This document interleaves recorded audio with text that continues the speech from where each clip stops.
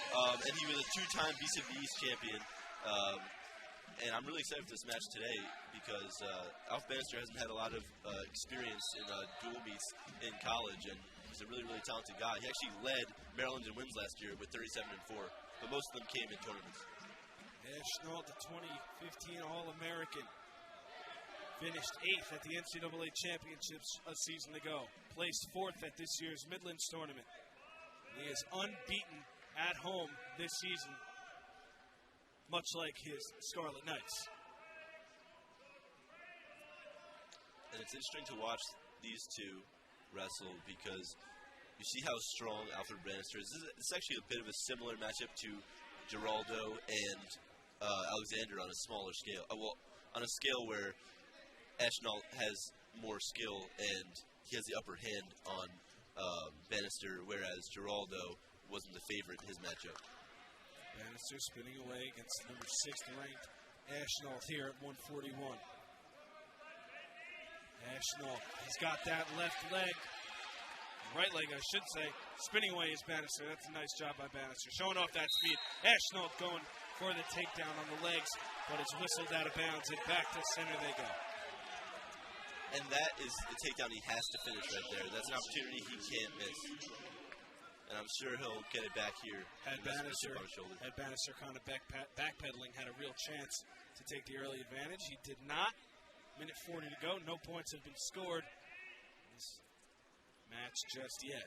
Ashnault versus Bannister at 141. Ashnault will definitely be able to get a lot of shots in on Bannister, but finishing them will be tough because of his strength. Good escapability there by Ashnault. You see head coach Scott Goodale pacing back and forth. And to me, it's very interesting that Bannister, well, here he is locking up. I was going to say that he's not locking up because he's much stronger than Ashnault. So he'll be able to, if he's able to get those underhooks and able to snap him to the mat, that'll be a big advantage for him. You heard the stall warning against Bannister. Ashnault got that left arm under the shoulder of Bannister. This should be a stall right here. That's a stall. Fans want the stall. And the referee appeared to give him a second. I think he gave him a second warning, actually. So back to the middle they go. Starting up again from neutral. Ashnault fighting off Bannister. 37 seconds to go in period number 1. A little bit surprising here that number 6, Anthony Ashnault, hasn't been able to put up any points against Bannister. He's had about 3 or 4 good opportunities, and he just hasn't completed on any of them. That's another opportunity right there. Let's see if he can finish. There you go. He's a chance for that single, and he is going to not get that takedown because it was whistled out of bounds there, TJ. And again, just as we saw over on that left side of the mat, Ashnault has his opportunities. Bannister is doing a nice job, similar to what we see Giraldo do, to taking it to the outside quickly and at least getting away and getting sent back to center as opposed to getting taken down. Due to Alfred Bannister's smaller, more compact body size, it's harder to kind of grab him and wrangle him to the ground because he's so strong and compact that he can kind of just wheel himself out of bounds every time you have that single or double leg opportunity on him. So Rutgers and Anthony Ashnault leading 1-0 after period number 1. Scott Goodale very unhappy over on that Rutgers bench. Ashnault going to start off on the bottom here. Alfred Bannister starting off on top, and he goes to work. Bannister comes into this match at 7-6, and Ashnault's going to get a point for that escape. So Ashnault goes back to work, leading 2-0, with his Rutgers Scarlet Knights up 4-3 in the match. You can tell here that Ashnault's much more polished than Bannister as he tries to finish this takedown here, and he will. And that time, he's able to keep him in bounds and complete the 2-point takedown. Good job by Ashnault going for that leg, taking it out. 4-0, Ashnault leads, and now he's got a chance for another. But again, going to be whistled out of bounds. And back to the middle they go. So Ashnault gaining a little bit of momentum here, leading 4-0. Minute 22 to go in the second period. typically when one wrestler is stalling, it really frustrates the other one. So you're going to start seeing Ashnault get a lot more aggressive here. You won't see it in his emotions, but you'll see it in his style of wrestling. Go after things a little bit quicker, perhaps. Ashnault starting off on top. Twisting around in that midsection of Bannister. And Bannister exactly where he wants to be. That's going to be 1 point for Alfred Bannister. Bannister's got to work on circling in as opposed to backing up, because that's just going to rack up more stalling warnings against him. And now a chance for Bannister maybe to complete this takedown. Ashnault trying to stay up on his feet. He gets away. So no points awarded. That's a nice job by Ashnault. Bannister is strong, but his technique still needs work, and you can see that in the way he tries to finish his shots. Just the redshirt freshman is Bannister. Ashnault leading 4-1. Ashnault going for a leg again, trying to tack on. It's a nice reach advantage here, and he's using it to his advantage, but he'll have to start finishing more of these shots, because I can see Coach Goodell definitely wants more than just a regular 3-point victory. He wants that major. Absolutely. Leading by only 3 right now. Only 12 seconds of riding time, so if he's going to get that major decision, Ashnault's going to have to get creative and get some takedowns quick or go to work in the third period. Two are at neutral right now. Ashnault going for the midsection, 5 seconds to go.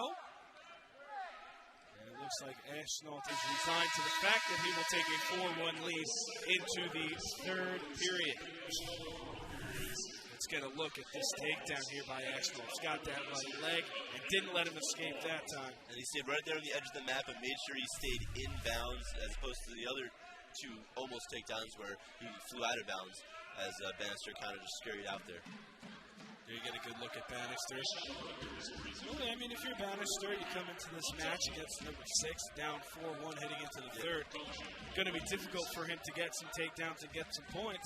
But he's certainly still got a chance in this match. But listen, one thing Bannister has in mind is the fact that something very rare has happened in Ashnault's last 3 matches. He's lost 2 of those last 3 matches, and that really messes with your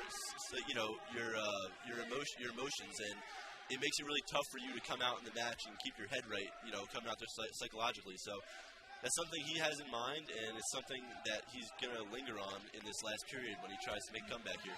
Ashnault going for that takedown again. Bannister had gotten an escape point, so it's 4-2, and that's going to be a takedown for Ashnault. Make it 6-2, and there's an escape point for Bannister, 6-3. Ashnault doubling up Bannister. A minute 23 to go in the third period. 6-3, Ashnault leads. And even though Ashnault is probably going to win this match and be able to get a few more takedowns, maybe right here. Got a chance for one that here. Should be, he's going to get to the leg, and he's got to get Bannister's arm out of there.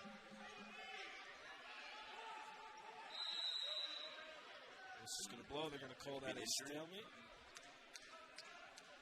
There's blood. Looks like there's some blood down there on the mat. Ladies and gentlemen, previous stalemate is under further video review. So Ashnault's getting checked out there by the trainer. Regardless of when they, whether Ashnault wins this match or whether I doubt he's going to win this match. Even if he wins this match, Coach Goodell, I think, is going to be upset with the fact that he wasn't able to finish on a lot of the opportunities he has. Once he wrestles a guy who is more skilled than Alfred Bannister, he's going to have to capitalize on his opportunities. And he's going to have to try to get over this psychological hump that he's been having a little bit and, really wrestle the way that he knows how. And that way is, honestly, he's ranked number 6 in the country exactly, for a reason. He's going to have to start wrestling like it. He's ranked number 6 in the country, and realistically, he could be ranked number 3 in the country. He's that talented.